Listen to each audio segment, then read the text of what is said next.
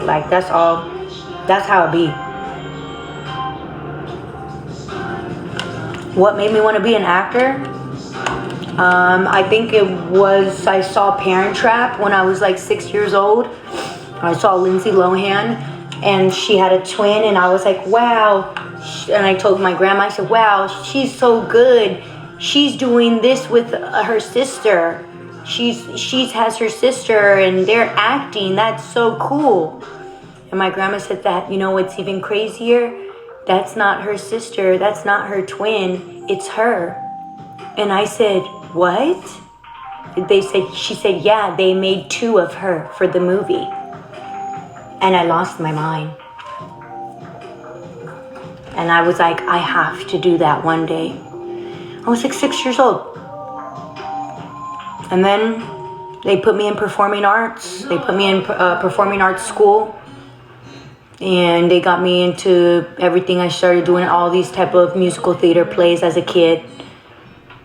And I used to just do theater. I thought I was going to do Broadway. And then, and I still want to do Broadway. I think that's still on my bucket list. Like, you know, I want to go to New York and do a Broadway show. But yeah, I did Wicked, and I did, what else did I do? I did Camp Rock. We ended up being on Disney Channel. Like, we were the Camp Rock musical theater version. And like, we were like one of the biggest, like we were one of the biggest theaters to do it. So then that was like my first time on Disney Channel as a kid. I only had one line in that show, but I was a main dancer. And I made so many friends that summer. And like, I was like, that's when I really fell in love with like musical theater and stuff like that.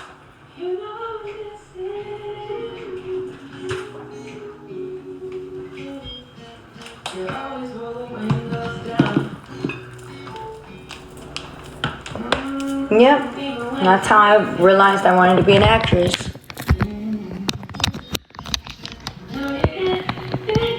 Oops. And then I started modeling, because then I got older and people wanted me to like model for them. And that was just easy for me especially when I was younger. So I did modeling. And then from that, that's when I was like 16, and then they started asking me to do music videos. So I started being a music video girl. And then I was like, I need to get into commercial. And I was like, then I started doing commercials. Like booking crazy commercials, eBay, Google, CoverGirl, Nike, Finish Line. So I became like a regular for like booking commercials. They used to come to me a lot. And then I started booking stuff. I remember the first, like, I had worked with World Star Hip Hop and All Def Digital, and they had made like a web series for YouTube when that was like not a thing yet, but that was like my first like series acting role. Like, I got paid, like, you know, for every episode I did. That was like the first time I did like a series regular type of thing. And then, but my first like big break, like, it was so funny. My mom was like, that's it? But I literally booked this show on Fox called Rosewood. And I was so happy. I only have one line, but I had a scene with Morris Chestnut. And I was like, I couldn't believe it. And then literally, like, I remember my family, we all sat down to like watch my scene. We like watched the episode, we like recorded it, and then we sat down, and then all I said was like, oh, I forgot and then they were like, get it later, kitty, you can figure it out later. And I turned around and I went, and then I left. And then my mama goes, and then my grandma, my cousin, my brother were like, woohoo! And then my mom was like, that was it? And I was like, why you gotta be like that? Like, but when I booked the CoverGirl commercial, I fell to my knees. I cried. I was like so happy, because I really always, my whole life, wanted to be a CoverGirl. Like, and we had like a whole campaign party and stuff like that. And I feel like that was like a solidification for me that I was beautiful. Like, I felt like my whole life people had told me like I was beautiful, but like when I would always have my insecurities as a young woman. But then when I booked CoverGirl, I was like, wow, I must be really pretty. Like I must be really pretty to be a CoverGirl. Like that made me feel like recognized, like for like my beauty, and also like on a but like in a different aspect, because it was like you know what I mean, it was CoverGirl. It was CoverGirl.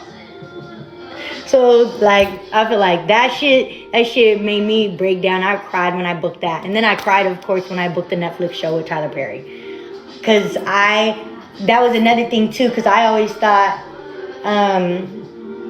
when I knew I wanted to be an actor, I had always thought that I was going to be on a Tyler Perry play.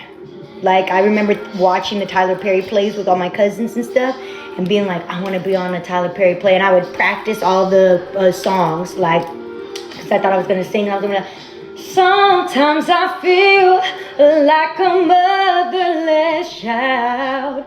Sometimes I feel like a motherless child. Sometimes I feel like a motherless child. Like I was ready, I was prepared. I was like, I'm gonna sing that song to him, and he's gonna love me. And then he stopped doing plays, and he started doing movies and stuff more, and like all that. And I was like, damn, I wonder if he would ever book me. And they started calling me in. He started calling me in for Tyler Perry stuff. I had been auditioning for Tyler Perry stuff for probably like 3, 4, 5 years. I can't remember. A couple of years I was auditioning for him, and they finally flew me out, had me come to the Tyler Perry production studios, and I met him, and he knew my name. He didn't know me as T. He didn't say my name wrong. He didn't call me Tamara. He was like Tamara. I had auditioned for him, and I walked off, and I was walking. He was like, Tamara, and I turned around. He was like, go back up there and read this. Gave me a whole different script, and it was for body. No, I'm not on Ozempic. I got really skinny because I had told y'all, I don't know if y'all remember, but I was in Houston with my mom, and when I travel or I'm in Texas and stuff, like I want to eat. So I pigged the fuck out. I pigged out, and I gained like probably like 5 pounds, whatever. But I like to be at where I'm at right now, which is like the 125 area. So when I came home, I just stopped eating. Like I only ate 1 meal a day. I got back to it because I was like, and when you do that, your body, like TMI, but like I would be going to the bathroom more. So then I get to like, I don't have nothing sitting in my gut. Like, because when you go on calorie deficit, like your body basically goes into ketosis.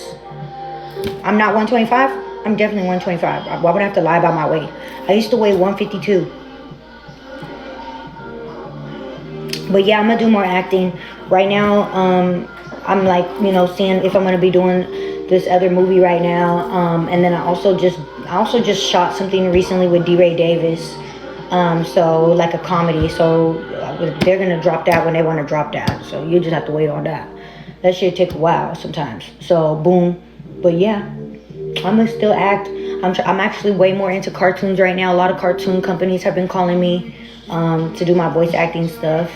So yeah, that's kind of like where I'm at right now. So like in the meantime, I'm like on social media and like doing my Twitch shit and everything like that. So that's why I'm like, come to follow me on Twitch all the time, because I'm like, come follow me on Twitch, come follow me on Twitch. Because if I can show y'all more of my life, I would like that. Like imagine me going to my movie production sets, and I just have my cameraman with me, and we twitching the whole thing.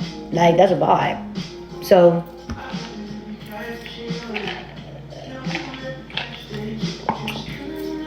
I can make a video on how to lose weight, but it's really just, you just have to stop eating. I don't know what the hell else to say. I literally was overeating. I would eat more. I would eat when I was full, just because it tasted good. And I had to like fix my mindset about that. I was like, girl, stop eating. Like, you don't have to keep eating. It hurts, it's like Bitch, I'm boring. Bitch, you're what? Your dick game is boring. That's why you fucking lonely and broke. How you gonna come on my boring when you're fucking fat and a loser?